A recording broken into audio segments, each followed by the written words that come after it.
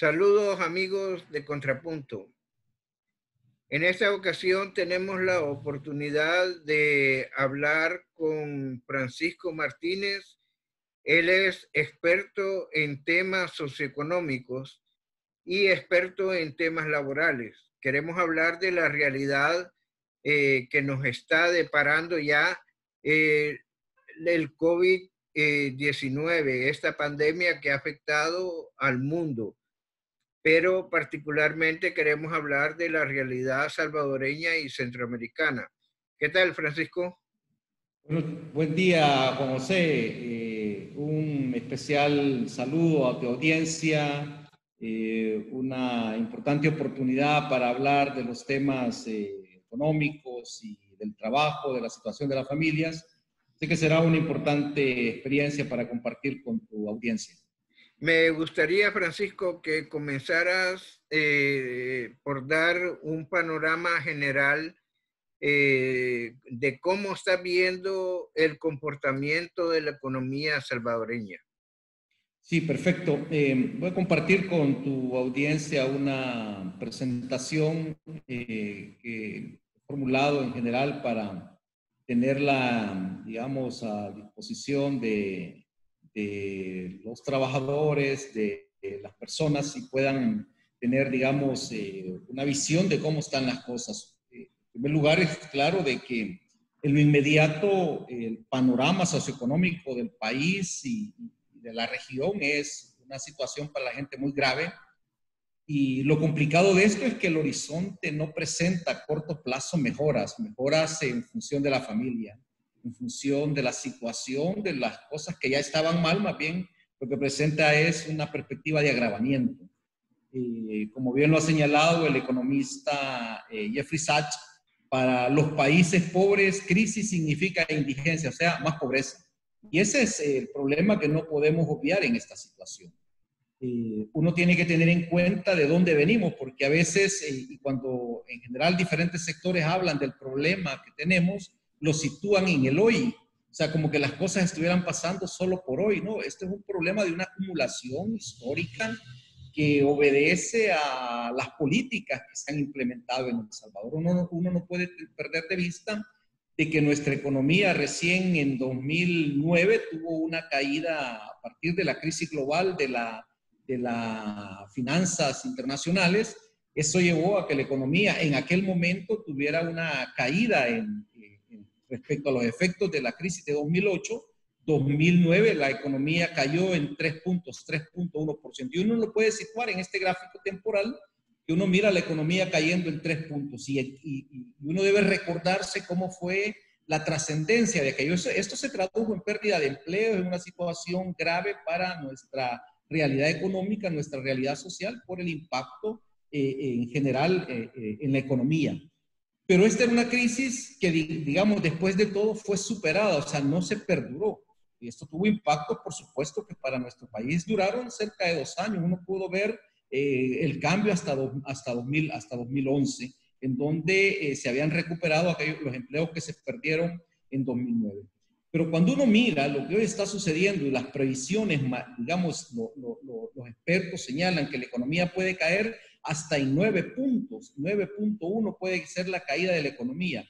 Y para que tengamos un dato, si nuestra economía tiene un valor de 27,000 millones, 9% de eso significa casi 2,000 millones de dólares. Eso es lo que se va a dejar de generar valor la economía. Esa es la pérdida del impacto. Y eso es con los cálculos hasta junio. Uno no sabe lo que va a pasar. O sea, esta es una situación que todavía está en acumulación. Por eso es que diferentes actores señalan que esta economía puede caer. Ya el Banco Central acepta que esta economía puede tener un impacto durante 2020 de 7.5% en una tasa de no crecimiento, o sea, la economía va a decrecer en 7 puntos y medio. CEPAL ya establece que para la región en general la economía va a ser drástica, pero para El Salvador la caída la establecen en 8.6, o sea, todavía más allá de donde lo plantea el Banco Central. Las previsiones del Banco Mundial y el Fondo Monetario todavía no se han actualizado, pero anda por el 5.4%, digamos, o sea, siempre una caída que tiene un impacto tremendo, frente a esa previsión regional del 9.4% de la caída de la economía. O sea, entre más las cosas se agraven, la situación de caída va a ser, digamos, fuerte. ¿Cuál es el problema? Así estamos hoy. Uno puede creer digamos, un deseo inmediato sería que ya no siga creciendo esta situación porque los impactos son, digamos, fuertes en la reactivación. Ya se acepta a nivel general de que la economía no va a reflotar como pasó en 2009, que se dio esta digamos, recuperación en B, que es lo que dicen los economistas. Esta recuperación en B ya no es posible, o sea, nadie está planteando hoy que esta economía nuestra se va a recuperar como fue en la experiencia de 2009-2010. Lo más seguro es que hoy tengamos una... Sí, sí. No, lo que te quería decir que ese panorama que estás presentando es hasta este día, digamos. Sí. ¿Cómo se llama? Pero lo que estamos apreciando, incluso a nivel internacional, los que estamos interesados siguiendo lo que pasa en Estados Unidos, lo que pasa en Europa, lo que pasa en Asia, vemos que el tema de la pandemia no está concluido todavía, ni siquiera en donde comenzó, que fue en Asia. Sí. Parece que lo han manejado de una mejor manera, en Europa igual. Entonces vemos que en Estados Unidos está todavía el ojo del huracán está allí en Estados Unidos actualmente. Y eso, correcto, lógicamente, lo que afecta a nuestro país ya viene de resonancia doble. Por supuesto, y por eso es que la situación es grave para nosotros, es una situación compleja, porque nuestro principal socio es Estados Unidos, socio por las exportaciones que hacemos, la mitad de las exportaciones van hacia Estados Unidos, la otro 40% de las exportaciones se queda en la zona vinculada al mercado estadounidense, más el flujo de remesas que vienen de Estados Unidos para El Salvador, o sea, realmente la situación es complicada. Por eso, ya habiendo abandonado esta idea de que la economía va a rebotar como ve, uno tiene que hacerse escenarios y en la recuperación. Recientemente el ministro de Hacienda decía, hay que prever un escenario de recuperación en los próximos 10 años. Ya eso te marca de que para recuperar lo que vamos a perder en esta caída nos va a significar no un mediano plazo, sino hay que vernos en largo plazo. Por eso, esta lógica de crecimiento errática, que es la que vamos a tener en los próximos años, es como lo que más se aprecia. No vamos a regresar a los valores actuales en el término de este quinquenio presidencial. Creo que eso hay que empezarlo a asumir como una realidad con la cual vamos a tener que vivir los próximos años. Sí, y eso marca mucho de la política pública y de la gestión del gobierno que se debe hacer. Por eso mucho de la crisis política que vemos ahora tiene que ver con esta realidad. Ya, volviendo, si podemos volver, bueno, yo te quiero preguntar, cuando vos hablas de escenarios, ¿qué escenario es el que nos debería mover? ¿Cuál es, desde tu punto de vista y con las personas que vos seguramente haces estos estudios, porque no creo que una sola persona sea parte de todo este estudio que has hecho, sino que hay gente que también comparte tu visión? Entonces, ¿cuál es el escenario que vos prevés? Sí, lo primero que hay que tener en cuenta es cómo construir una estrategia en la que se incentiven aquellos sectores que generan mayor encadenamiento dentro de nuestra economía y verlo en el largo plazo. O sea, hay que aceptar ya que la solución está en el largo plazo, no en el corto plazo. En lo inmediato está claro que más pobreza, más desempleo, menos inversión extranjera directa, mayor endeudamiento. Ese escenario yo creo que ya no se quita, o sea, ya hay que asumirlo como un hecho. Pensar en el mediano y largo plazo, por supuesto que es clave, pero para ello hay que superar el problema del shock que tenemos. Y el problema del shock que tenemos es superar los impactos de la pandemia. Por eso toda esta discusión alrededor de preservar la vida, de asegurar condiciones de salubridad, asegurar una infraestructura sanitaria que ayude a preservar la vida. Porque en términos económicos, de verdad estamos complicados. Eso es la discusión de mediano y largo plazo. Pero además, y esto que es una discusión con organizaciones de trabajadores, el interés está en potenciar esos sectores económicos que mayor encadenamiento productivo tienen, vistos en los que más empleo puedan generar. Y por eso es una discusión interesante proponer la discusión de generar apoyos para esos sectores que tienen más impacto en la actividad económica, pero que generan mayor empleo. ¿Cuáles son esos sectores, Francisco? Mira, básicamente esos sectores están alrededor de la agricultura, el comercio, la construcción, ¿verdad? Por eso pensar, digamos, en esta lógica de cambio es clave. Ahora, lo que pasa es que no es una cosa que se pueda hacer sin tener en cuenta los efectos de la pandemia, los problemas de la salud. Si uno tiene en cuenta nuestra estructura productiva y esta estructura, digamos, este cuadro es resultado de un análisis de una matriz insumo-producto que hicieron en el Banco Central, nos muestra el componente de nuestra realidad, cómo es nuestra economía. Esta radiografía es interesante, sobre todo porque es la que nos condiciona cualquier realidad. Y el corto plazo va a estar basado en esto, o sea, va a estar basado en esta realidad económica. ¿Por qué? Porque los sectores que hoy tenemos, que son potenciales, están alrededor de los servicios, ¿verdad? De los servicios, están alrededor de comercio, restaurante y hotel. Y señalo esto porque estos son los sectores que están inhabilitados hoy de la actividad económica. No solo por una condición de política local, sino en el mundo. Estos son los sectores impactados directamente. Y para nosotros eso significa el 11.8% de la actividad económica. ¿Cómo recuperar sectores? Bueno, el tema de la construcción es clave, la agricultura y la casa. Aquí, esto que se descuidó desde el año 90, si uno mira, en el año 90 este sector implicaba cerca del 12%, cerca del 17% la agricultura.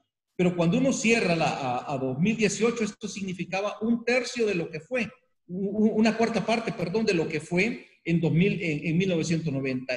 En prácticamente 30 años, el peso de la agricultura en El Salvador prácticamente está, digamos, tremendamente reducido. Pero hoy este es un sector al cual hay que apostarle para la generación de empleo, de ingreso y para asegurar la soberanía y la seguridad alimentaria en el país.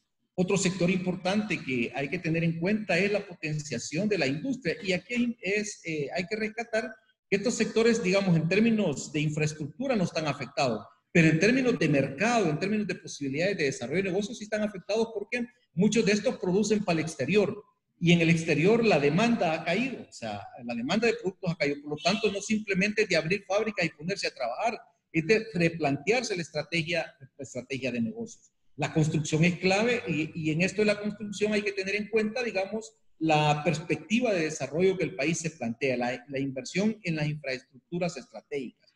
Eso requerirá una estrategia de acuerdo, pero uno debe tener en cuenta y cómo venía funcionando el país. Señalo esto, estas eran dos visiones. En 2012 el Banco Central presentó una estrategia de transformación productiva que se planteaba en estos 5 grandes sectores como los sectores que podían potenciar el desarrollo del país. FUSADES presentó en 2013 estos sectores, digamos, en alguna forma, digamos, coincidentes, desde la perspectiva de aquellos sectores que podían jalonar la economía. Pero esto, si uno lo mira, la discusión de hoy es tiempo pasado, porque las condiciones con el COVID han cambiado. Incluso para el gobierno, cuando uno trata de sacar, entendiendo lo que el gobierno venía haciendo, el gobierno estaba centrado en turismo, inversión de infraestructura, en desarrollo de tecnologías, en el alimento, con todo esto del crecimiento de la agricultura, potenciando la agroindustria aeronáutica y en servicios, educación y salud. Pero también eso se ve trastocado. ¿Dónde el gobierno está, digamos, por los discursos y por los planteamientos? ¿A dónde está enfocado hoy? En alimentos, en salud y educación, está enfocado en el desarrollo de tecnologías, toda aquella idea de desarrollo de aplicaciones, los servicios empresariales a distancia, la ampliación del espectro para potenciar la red 5G, la necesidad de desarrollo de inversión en infraestructura. Has oído que en los últimos días han retomado el tema del tren del Pacífico, del aeropuerto, de la inversión en carreteras.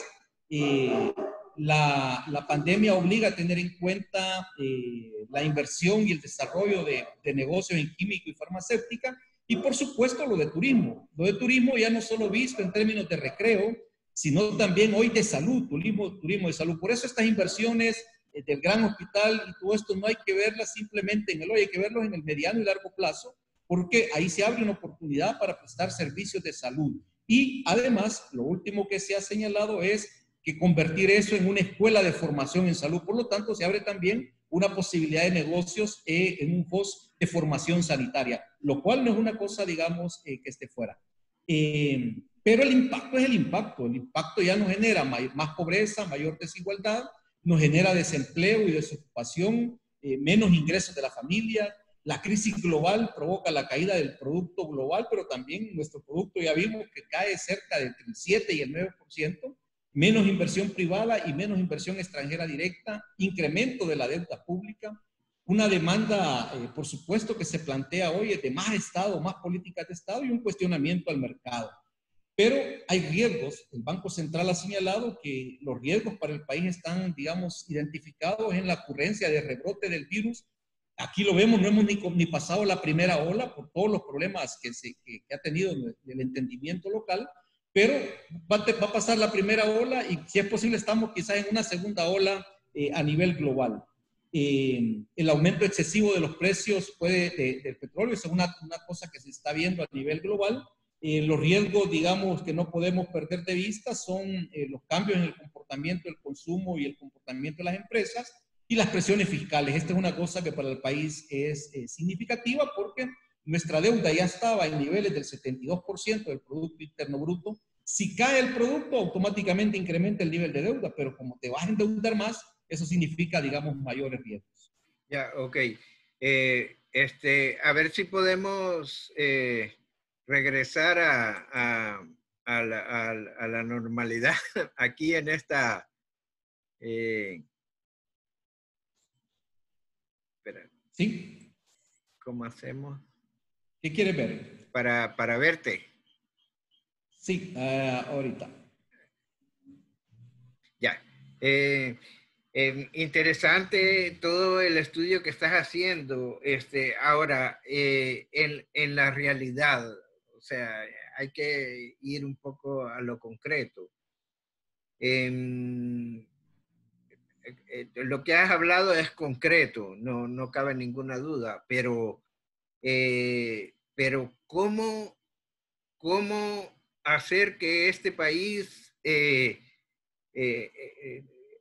tenga un compromiso de todos los sectores para resolver y para enfrentar esta situación? Me parece a mí que es vital. Y hasta ahorita,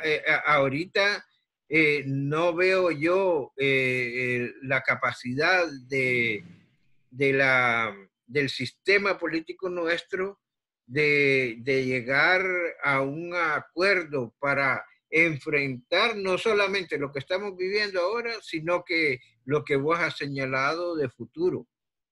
Y por eso, Juan José, que uno, y comparto de nuevo esto porque es lo que sigue, si uno tiene en cuenta, mira, toda esta realidad se enfrenta con una realidad local.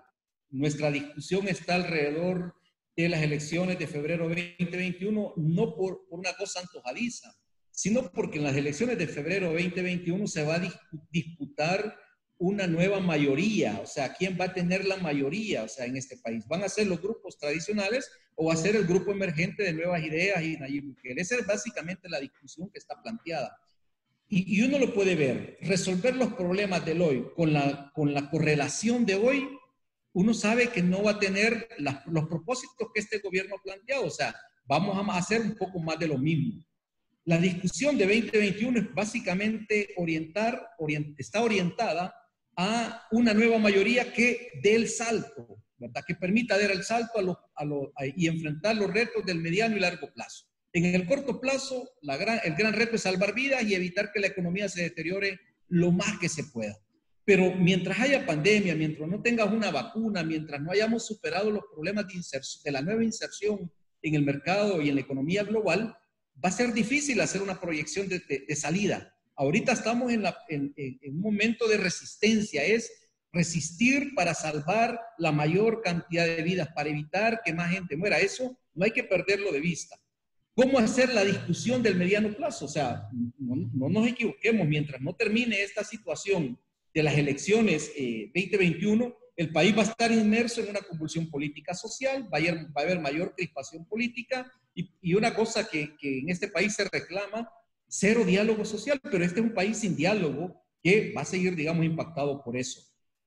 Una vez las elecciones de 2021 sean resueltas, la previsión es que habrá una nueva mayoría, habrá una reacción y reacomodo de las fuerzas políticas, habrán cambios institucionales. Esto es un tema no solamente por razones de reforma constitución, sino por cambios en la reorientación del aparato público, de las políticas públicas y del marco legal que se va a requerir para sacar al país adelante. Y ahí lo más seguro es que va a haber necesidad y ya con esa nueva realidad y esa nueva correlación se configurará un acuerdo de nación. Esto es realmente una cosa que se impone, pero en nuevas reglas. Ahora, ¿cómo entramos a esto? Sin amortiguadores. O sea, hemos entrado a esta crisis sin el amortiguador de que la gente, como hacía antes de la historia de los 200 años de nuestro país, ante los problemas que hacía, se iba del país y resolvía. Nos fuimos a Honduras, nos fuimos a Panamá, fuimos a La Bananera, a Guatemala, nos fuimos a Estados Unidos, nos fuimos a Europa. Así hemos resuelto buena parte de nuestros problemas. Hoy no lo podemos hacer. ¿Cómo resolvíamos también? Perdías el empleo, te daban la indemnización, entonces con los $10,000 que te daban ibas y ponías un negocito. Comprabas un carro, comprabas un pica, comprabas un terreno, ponías una tienda, te ponías a vender algo. Hoy no lo podés hacer, no solamente porque ya hay mucha gente en la informalidad, sino porque ese es de los sectores que menos espacio de desarrollo tienen hoy. Y el endeudamiento, ya este es un país altamente endeudado. Entonces, ¿qué cosas para nosotros es complicado? Hay que romper este ciclo perverso en esta tormenta perfecta. O sea, en este ciclo ha caído la demanda de bienes y servicios, crece la informalidad, baja el empleo y los ingresos, crece la precariedad laboral, cae el consumo, crece la pobreza y la precariedad, aumenta la conflictividad social, que es resultado de la caída de la producción y del empleo a nivel global. Bajan las exportaciones, las remesas, el turismo. ¿Cómo respondemos a esta realidad? ¿Con más mercado o con un mix? Y particularmente, ¿cómo responde la sociedad organizada y no las ONG? Porque yo quiero diferenciar entre las ONG, que son todas estas fundaciones que tienen recursos y pueden hablar de la gente organizada, de los movimientos populares, de la sociedad de verdad, del pueblo que tiene organización y se manifiesta. Y entonces, no hay duda que ahí se plantea la gran necesidad de una nueva economía. Es el imperativo del país. Esta es la discusión a la que solo se podrá entrar una vez se resuelve este problema de la pelea entre estos dos bloques por la hegemonía. Una vez esto se resuelva, sí podemos hablar de nuevos vectores. Yo particularmente en las discusiones que he tenido sitúo lo siguiente. Para este cambio de matriz de la economía es clave. ¿Qué implica? Bueno, inversión en infraestructura, de esto ya habla el gobierno, turismo de recreo, turismo de salud, turismo de formación, el e-commerce y el e-life, que son, digamos, cosas determinantes para la acción. Hay que hablar de temas delicados como la reforma agraria que asegure la soberanía alimentaria. Hay que hablar de la seguridad y la protección social universal, porque este país no tiene, por eso los problemas de empobrecimiento a los que nos vamos a hablar. Eso implicará que hablemos de nueva fiscalidad. Tenemos que hablar de un rediseño del territorio para convertir áreas de desarrollo y progreso. O sea, este país no puede seguir planteándose 14 departamentos, 262 municipios. Eso ya no es la historia del futuro. La historia del futuro se debe basar en áreas de desarrollo. Esas áreas de desarrollo deberán integrar departamentos en regiones y municipios en áreas de desarrollo económico social. Fomentar la producción con libertad de empresas en función social y con la participación de los trabajadores, con comités de trabajadores. Hay que entrarle en serio, algo que este gobierno empezó a hablar sobre las tecnologías de información en la lógica de la revolución 5.0, ya no 4.0, sino 5.0, y la visión tecnológica del 6G, ya no del 5G. Y por eso a mí me pareció interesante el viaje que hizo el presidente a Corea, a China, a Japón, porque ahí es donde está esta discusión, la discusión del futuro, los nuevos generadores de poder económico. Hay que crear un sistema nacional de educación, formación profesional, desarrollo y certificación de competencias. Hay que impulsar una ley de preservación y uso de los recursos naturales. Hay que potenciar la industria químico-farmacéutica. Y hay que, en verdad, entrarle a una discusión de esta matriz, pero para eso se requiere organización, se requiere fuerza social y se requiere un Estado que esté en función del desarrollo. Ese es el gran paradigma. Entonces, ¿Hay futuro? Sí, por supuesto que hay futuro, pero ese futuro está condicionado a resolver este evento político inmediato del próximo año. Parecería que este es alargar la crisis. La crisis se va a alargar con elecciones o sin elecciones porque a nivel global este es un problema que no va a tener solución en los próximos 6 meses. Entonces, mientras no hay una vacuna, mientras los países no despeguen plenamente, mientras las economías no empiecen a generar resultados positivos, El Salvador va a ser parte de eso. Un país que se insertó mal en la economía global, pero que se le presenta la oportunidad de replantear su estrategia de desarrollo y de inserción en el futuro. Para esos 10 años que el ministro nos decía que nos vamos a tardar en recuperar lo que estamos perdiendo, lo podamos hacer en corto plazo y además generar una nueva idea que nos permita salir de la situación de atraso, de pobreza y de miseria de la sociedad. Bueno, te quería preguntar, vos realmente con esa exposición que a mí me parece excelente, ¿realmente estás optimista sobre estos cambios que se vienen para el país? ¿Crees que tengamos nosotros la capacidad de replantearnos ir hacia esa nueva economía que realmente sería ir a una nueva sociedad? Es correcto. Yo sí, y por eso para mí no es problema, digamos, toda esta discusión alrededor de la política, porque estamos frente a un bloque hegemónico que quiere rehacer las cosas como estaban antes. Con esa normalidad yo no comparto, ¿verdad? Creo que esa normalidad es la de la miseria, la de la exclusión, la de la pobreza. Creo que hay que construir con un nuevo bloque esta idea de desarrollo. Y eso es básicamente, creo que el tema fundamental de la discusión. ¿Cómo situas esta discusión en los términos de la política, que va más allá de un partido, sino de la política de desarrollo que El Salvador necesita para poderle dar perspectiva a su gente, para poder hacer que valga la pena vivir, que valga la pena nacer en este país, para que en realidad El Salvador le dé oportunidades a su gente, para que la sociedad sea menos desigual, para que la sociedad genere valores. Y la pandemia nos deja grandes lecciones, o sea, no solamente podemos seguir pensando en la acumulación irreflexiva de recursos, sino que tenemos que pensar en la acumulación social. Y eso pasa por potenciar la estructura de base, potenciar los desarrollos locales, ya no desde la lógica de nuestros municipios que solo te generan gastos, sino desde la lógica del desarrollo de las comunidades, para que puedan insertarse en procesos de desarrollo que le den una perspectiva futuro. Hoy por hoy la gente no mira el futuro, y si tú lo ves en la pandemia, si la gente mira el futuro, mira un nubarrón terrible, o sea, no se mira inserto. Creo que el gran reto del gobierno, el gran reto de los líderes de este país está en asumir con mucha responsabilidad la realidad del momento actual. Yo no le tengo miedo a esa discusión de que se va a crear una mayoría perversa, es que venir de una mayoría ya perversa. Lo que se necesita es una mayoría que te ayude, que te potencie a empujar realidades como estas que te estoy planteando, que nos permitan romper el paradigma del atraso feudal, de las cadenas que no han permitido que la sociedad salga adelante. Correcto, Francisco. Excelente tu posición, me parece a mí. Coincido en gran parte con lo que estás planteando y ojalá podamos como sociedad salvadoreña hacer una buena reflexión sobre esta exposición que nos has hecho. Y ojalá el sistema político también haga esa reflexión, que el país tiene que salir adelante con una nueva economía, con una nueva sociedad, con una nueva forma de hacer política también. Entonces, te damos las gracias, Francisco. No es la primera vez que te entrevistamos, tampoco va a ser la última. Así que siempre vas a ser bienvenido en la entrevista al momento de Contrapunto. Gracias, Juan José. Saludos a toda tu audiencia y sí, estamos siempre pendientes y dispuestos a contribuir a esta reflexión, que son, como tú lo decías, reflexiones colectivas, pero que hay que sistematizarlas. Y ahí está la construcción de las reuniones con diferentes grupos de trabajadores. Muchas gracias, Francisco. Muy amable. Saludos, Juan José. Saludos.